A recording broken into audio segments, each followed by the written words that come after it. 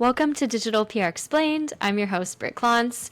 Today, we're talking about staying on top of the news, finding the right moments to pitch, and getting your clients featured fast, especially in a world or, today's world, today's day and age, where journalists are busier than ever and AI is just changing how we all work, both on the journalist side and the PR side. Joining me is Nina Pfister, co-founder of MAG PR. She works with B2B startups and VC firms, and her small team has landed clients in outlets that other agencies dream of, and we're going to talk about how they do it. Nina, welcome to Digital PR Explained.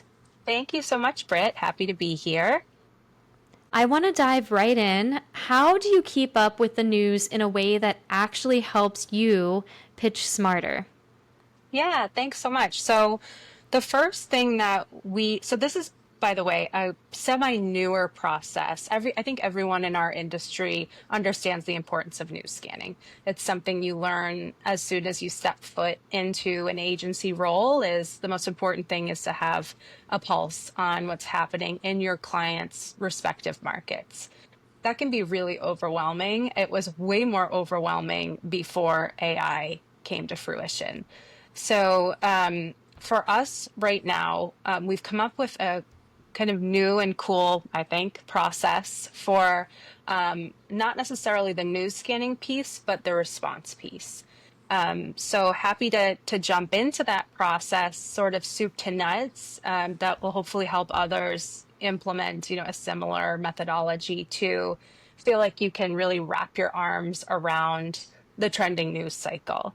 The first thing that we have done which is take some front loading initially, is to really create a comprehensive and dynamic knowledge base that really a housing of all of our clients' information into one document that we use for AI purposes in particular. So this has each client's kind of company overview. It's got a breakdown of key spokespersons that we're focusing on at any given time and their various areas of expertise. And then we also have some relevant coverage that we had gotten them in the past in there too.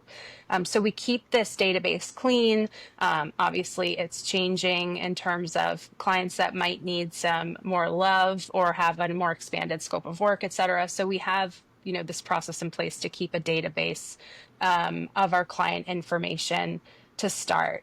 And then from there, every morning, we're really doing a 24-hour look back at news that has broken, that wasn't, huge ticket items that we're catching in real time. So we're looking not only at tier one outlets, mainstream media, we're also looking at top niche trades, which I know you've talked a lot about in your podcast, Britt, to date, which I appreciate, that are important to our clients and the audiences that they're trying to get in front of. And we use Google Alerts, obviously, for those. We have Muckrack Alerts as well, which I have found Google Alerts are better. And then we're also doing desktop research. Again, just looking at the last 24 hours, which feels digestible.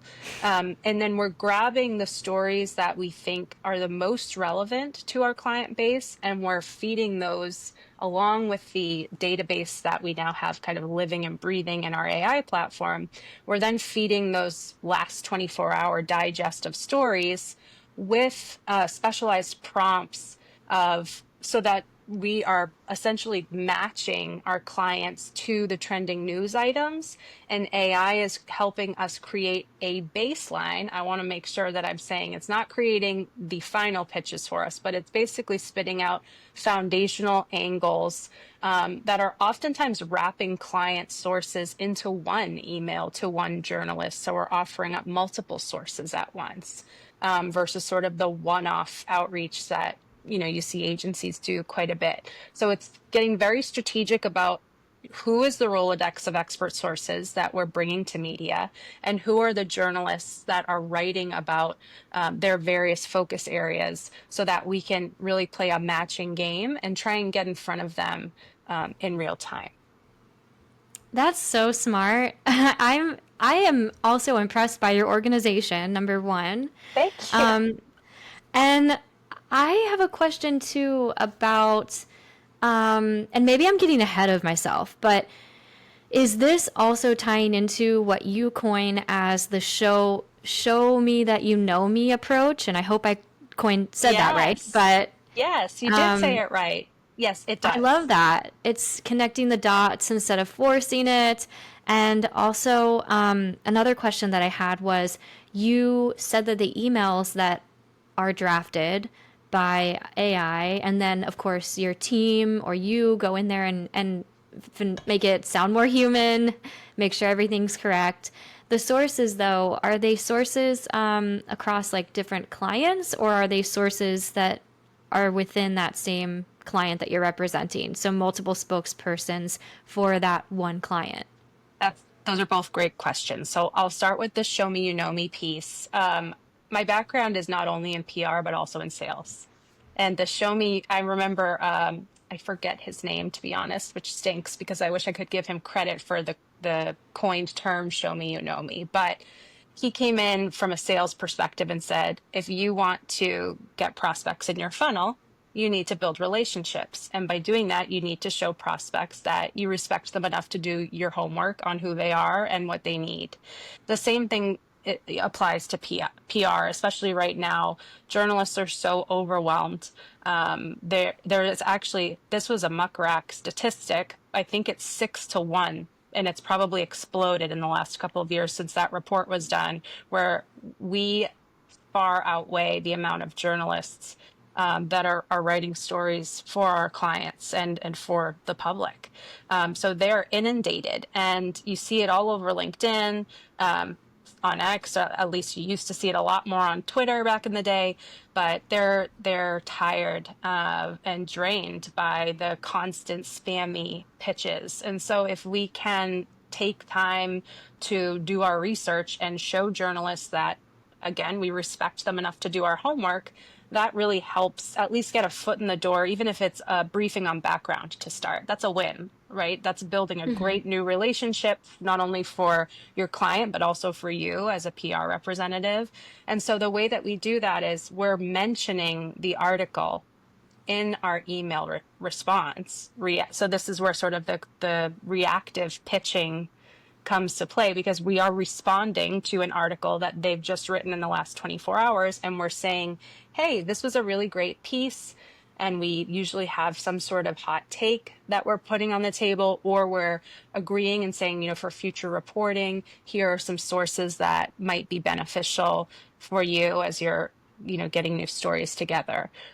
In terms of your question around multiple spokespersons and or clients, we're typically putting forward the best spokesperson per client, but it could be 3 clients we're bringing to this journalist at once, who all have maybe different perspectives to offer around the same topic. I want to say one thing too about Go for it. the fact that AI is sort of behind this. We work with a lot of AI startups, by the way, and several VCs who are investing in AI. So the final product in terms of a pitch that's actually hitting a journalist's inbox has been very much refined by our team. AI is not getting it right 100% of the time in terms of, let's say, the perspective we're offering up from said client and how we believe it sort of connects the dots in terms of the story that they wrote, but it is a helpful starting point instead of having a blank page. So I think that's important to recognize, because this is definitely not, a solution that's going to replace the creative work that we do. I think the creative work we do is tremendously important and a huge part of why we exist. But I think it is Mm-hmm. a great tool to help organize your thoughts, and also organize, let's say, 15 articles in 24 hours that you want to tackle. Yeah, definitely. Do you, I guess, in the weeds kind of question here, you're hand selecting these articles, Hmm. correct? Correct. Yes. How are you, like, are you basically organizing the outlets that your client wants to be featured in, ones that you think they should be featured in, because that's also important, and then following specific reporters that talk about those beats and pulling that way, or how do you select those articles? Can you tell me more about that? Yeah. So in terms of our alert system that we have set up and also desktop research, it's a mix of both. So we obviously don't have an alert for every journalist we're tracking. We have common keyword searches that we have found are pulling the most relevant news. Venture capital, for instance, that's an easy one, right? But also venture capital plus economic instability or tariffs or whatever we're looking at in any given moment that we know is really tracking prominently. So those keywords will shift and change a bit. Our alerts are pretty much the same, but that desktop research allows us to get a little bit more granular. Again, when we're just looking back at 24 hours, it's a lot less overwhelming than if you're doing this, let's say, on a weekly basis.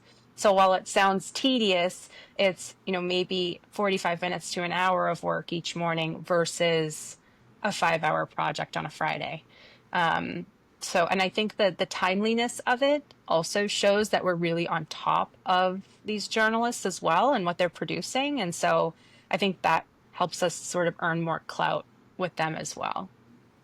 Yeah, absolutely.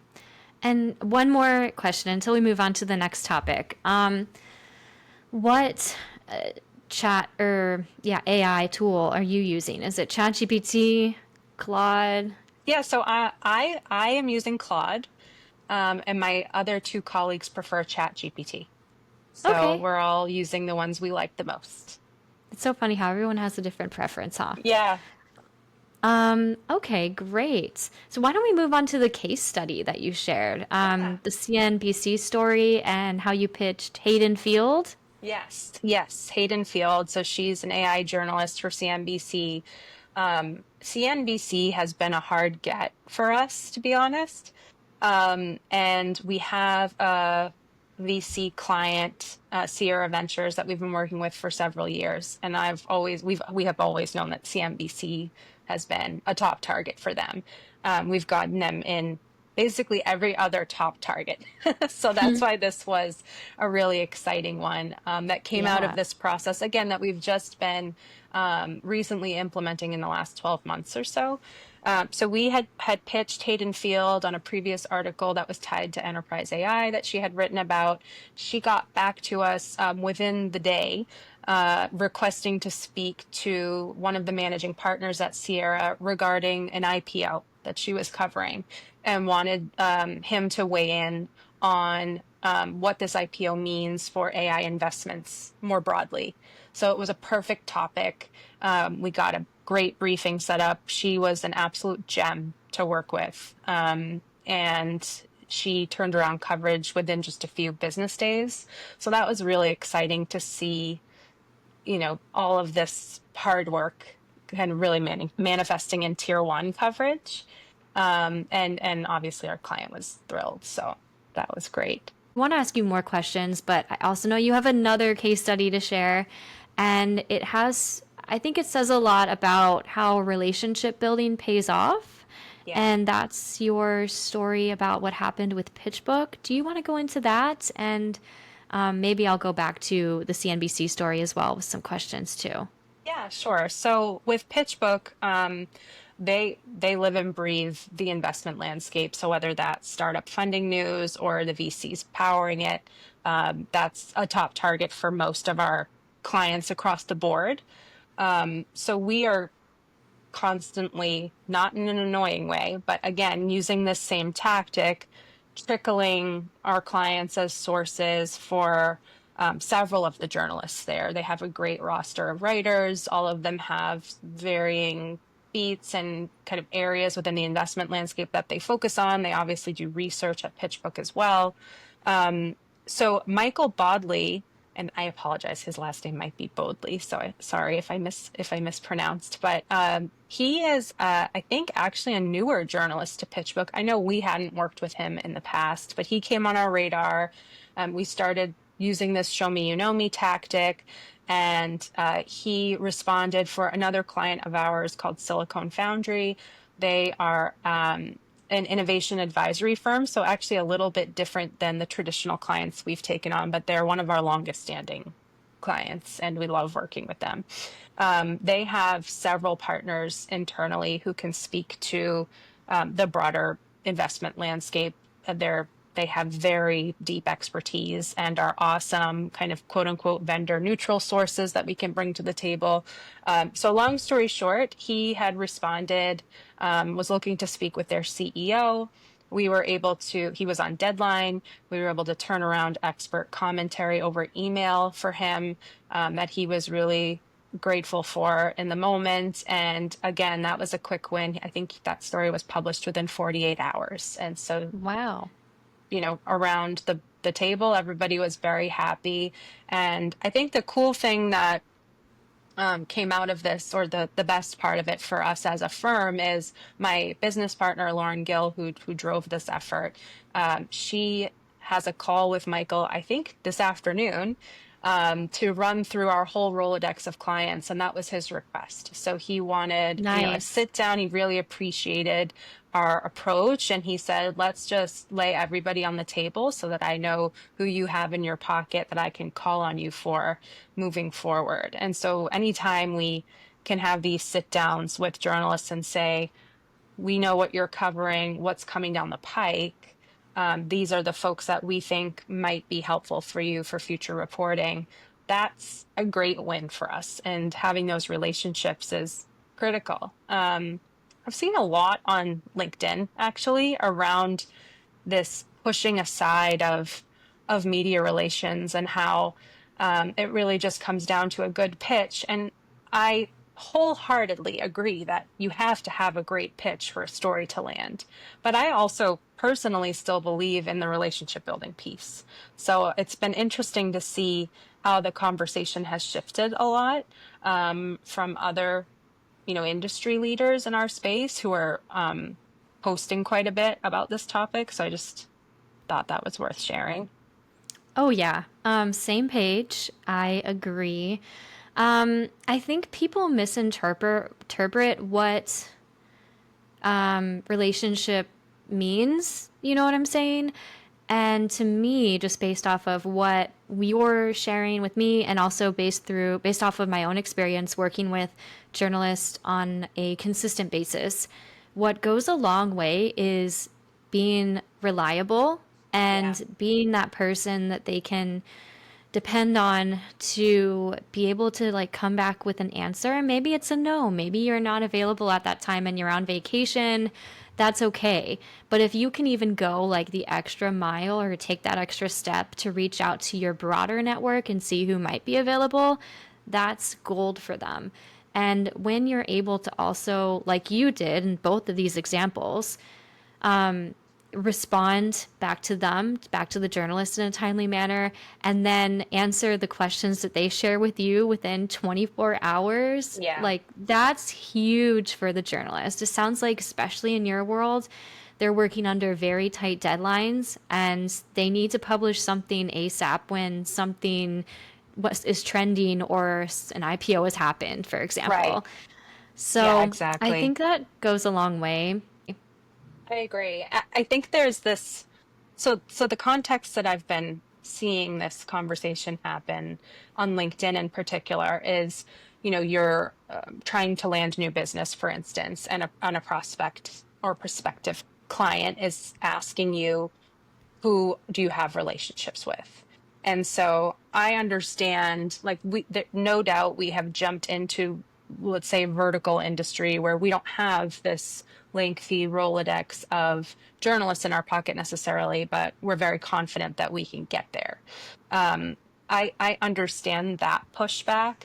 I think the idea of PR and these relationships that we have with journalists has taken on sort of like this silly association, almost like I got like the Italian. I'm an Italian person, so I'm going to use this as an example. But it's like, I got a guy. My Mm-hmm. uncle. He's got a guy for everything. He's got a landscaping guy. He's got his anytime you need a guy, you call my uncle, he's got somebody for you. And I feel like it has sort of this funny connotation, like, oh, I've got the person at TechCrunch, you guaranteed coverage. That's not what I'm preaching about. I think it's more so that, you know, I know I'm going to bring a good story to the table. And if I have a great relationship with a journalist, like you said, who trusts me and who knows that I'm going to turn things around for them and that I'm going to do everything I can to get them the best match for a source, for a story they're on, working for on deadline, that's good relationship building. And so I think that's where like this disconnect is happening, where you've got this whole band of people that you can pull on and promise clients coverage. I definitely don't agree with that approach, but Yeah, yeah, the Rolodex thing. I yes. agree. Yeah. I don't think, and just on that note too, I think if any prospects ever like ask that question, I'm always like, ooh, that's a red flag. 100%, like buy an advertisement at that point. If you care so much about this one specific media outlet and you need it instantly, that's not what we're here for. So Yeah, definitely. Well, I'm so glad we were able to talk about that component, and kudos to you and your team. I think I respect you all so much just knowing this about you all, and I'm just so impressed too again by the organization that you have, and the processes that you're building too, but also still maintaining that human element, which is so important and obviously what makes you and your agency stand out. So thank you, Britt. I kudos. appreciate that. Thank you so much. Of course, Nina. My last question for you is how large is your team? So there's three of us, and then we have like content writers that we pull on for flex. But yes, we are small on purpose. Okay. So your team isn't huge. What advice do you have for someone running a small shop who feels like they're going up against giant agencies? Yeah, that's an awesome question. And yes, we are small on purpose, I like to say. So I think the most important thing is to firstly nail your dream client right out of the gate. So I find when we have taken on clients who are very far outside of our wheelhouse, that is a huge disruptor to our workflow. So number one, know your audience, know who you want to partner with and why. Number two is have a really great account management system for your team or yourself if you're a freelancer. I think the organizational piece is so huge because streamlining processes helps you accelerate your initiatives across the board. So being able to deliver means being able to know what you have to deliver, I think, at any given time, and being able to under promise and over deliver is a superpower, and it's how we win as small agencies. I think that client service, number one, being the best at your craft, number two, and making sure that you can stay on top of everything and not be in a constant state of overwhelm so that you can do your best work. Fantastic. I love how straightforward your approach is, and it's proof that you don't need a massive team or, fancy tools to do all of this so well, just good instincts and thoughtful pitches and again, actual relationships. So, thank you so much, Nina. You gave me a lot to think about. I know my listeners are going to find this so valuable. We've really needed someone to come on and share some good advice when it comes to AI. So, thank you so much. My pleasure. Thanks for having me.